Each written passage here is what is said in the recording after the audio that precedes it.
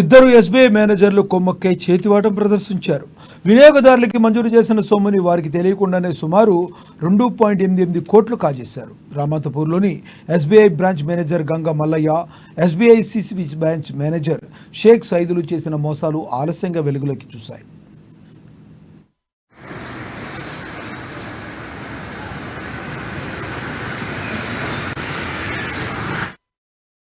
వ్యక్తిగత రుణాల కోసం వచ్చిన వారిని గంగమల్లయ్య, షేక్ సైదులు కలిసి తెలివిగా బురిడి కొట్టిస్తున్నారు.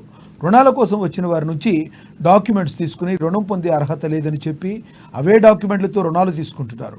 ప్రధానంగా ఫారం 16ను ఫార్జరీ చేసి తప్పుడు అకౌంట్ స్టేట్మెంట్లను సృష్టించి ఈ దందాకు పాల్పడుతున్నారు.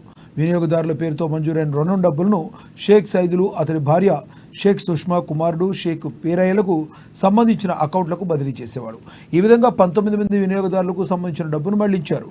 గంగమల్లయ్య బదిలీతో ఈ వ్యవహారం బయటపడింది. మల్లయ్య స్థానంలో వచ్చిన వీర వసంతరాయుడు ఆరా తీయగా తమ పేరిట రుణాలు తీసుకుని ఉండడంతో వినియోగదారులు షాక్కు గురయ్యారు.